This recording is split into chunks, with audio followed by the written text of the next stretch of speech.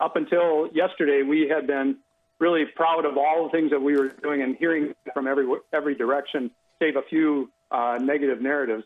But the narratives out there, they're just not true. All right, let's talk about that here, because 3M is one of those few companies in the world right now that the whole world is looking toward to make sure you can produce what we need in the face of this massive pandemic, Mike. The administration has also requested that 3M stop exporting respirators that can be currently manufactured in the United States, stop exporting them to other countries, because we are in an emergency situation right now. Hospitals are on the brink. They can't even take a heart attack victim, a stroke victim, because they are overrun with coronavirus cases. Can you do something that would turn on your manufacturing to help your home country in a bigger way, Mike? Yeah, Maria, we have done just that. Starting in January, we saw this coming, and we learned back in SARS and H1N1 that we had to keep idle capacity available because we are a leader in this area of respirators. We needed to be ready to step up. And so we have idle capacity in the United States that we brought online well before there was a call for a COVID fight here in the U.S. And we maximized production of that. That got us to the 35 million respirators. Normally, we produce 16 to 20 million respirators a month in the U.S. So we have doubled our production. We continue to focus on ramping up. We have produced millions and millions of respirators, and now we have arranged to import more masks from China. We have an agreement to allow us to export 10 million additional masks a month out of China. And in our normal production, going back even as when we started in January, a small percentage, less than 10% of our respirators in the United States are exported to Canada and Latin America to support the healthcare workers there. We are often the sole provider of those respirators in those countries. And so with the imports from China, we are a net importer around that. And as we've been telling the administration days and days, and it's important to understand this, we're happy to shift our overseas production to the U.S.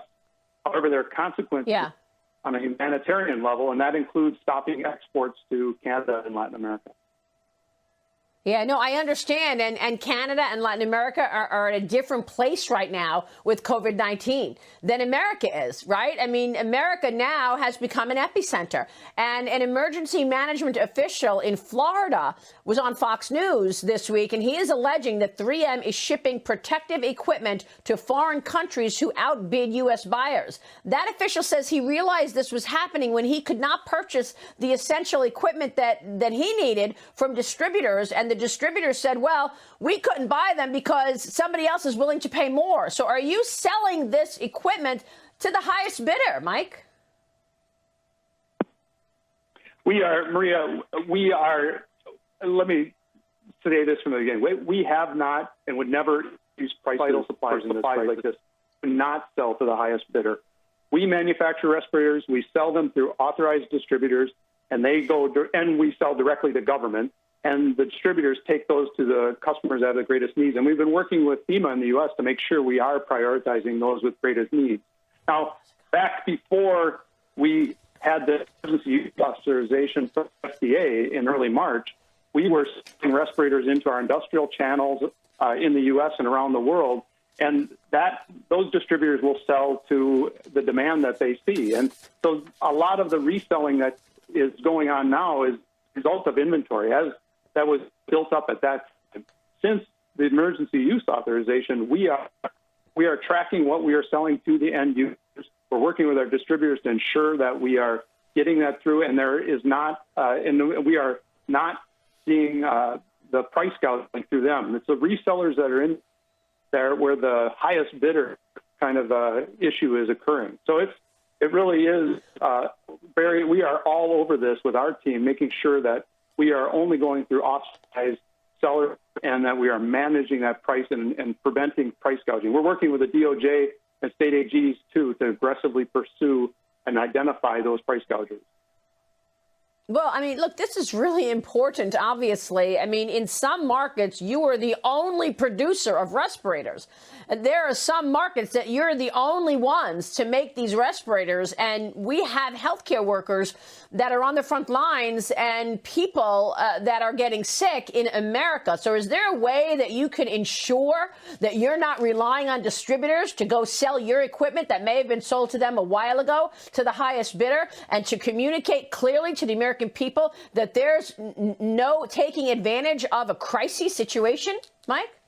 Well, we can be aggressive in helping to pursue those. We can identify counterfeits. We can identify resellers who are not authorized distributors. We work with the DOJ and the state AGs to go after them. We work with our e-channel partners to ensure that there's no pricing through those. So we are taking every action we take. And we are working to bring more of our own production from outside the U.S. into the U.S. As I mentioned, working with China now as COVID-19 outbreak subsides there, redeploying more of that production and getting approvals to do that. And we're working with the White House to help accelerate that and increase that. And we're looking for that as the next step in increasing our capacity here. Well, I'm glad you brought up China, Mike, because this is a question that I asked you a week ago when you joined me on Mornings with Maria on Fox Business, because I was told early in this crisis, and I went on the air with it a month and a half ago, that there were ships that were carrying goods that America needed, important protective gear that was made in China, and those ships were told to turn around because China needs the equipment, and those contracts that were in place with American companies, American hospitals, were not going to get the gloves, were not going to get the masks. Now, you've got your factories on the ground in China. If Xi Jinping decides to say to you, Mike Roman, well, your factories are in China, you're going to make everything for China, and we're not going to send anything exporting to the United States, you've got to listen to him, right? I mean, you're dealing with the communist country. It's more than just China. We've seen export restrictions come up on PPE in various places around the world, and that's the risks and go about this. And that's why we've been working with the administration and with others to try to work positively and open up the opportunity to move goods where they need to be. So there are export restrictions in the EU. There are export restrictions in various parts of Asia, and we have been working through that since the outbreak in January. So it is something that's challenging to navigate. China now has opened up exports, and so we do have the ability, and we're working with the administration to add even more availability of export and to get approval to bring those products, which aren't always U.S. standard products, but they can still help. We need to get approval to bring those into the U.S., and that's all being expedited, and we're excited to work on going from 10 million up as we can. But this is a really important point, because so many companies like 3M have operations in China. But when we're in the middle of a crisis in the United States, what are you going to do if the Chinese government tells you there will be no export? You've got export restrictions. I mean, you've got a procedure in place to produce products for the local economies that you operate in. And that's what you've been doing, producing products in China for the Chinese. But when the U.S. has a major crisis situation where we are in right now, where our healthcare workers cannot get access to that, what are you going to do? Are you rethinking any of your supply chains now that we're in this crisis and you see what has happened in your home of America?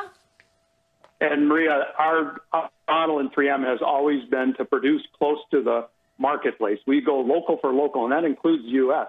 And we are a net exporter out of the U.S. with the production we have here across our portfolio of products.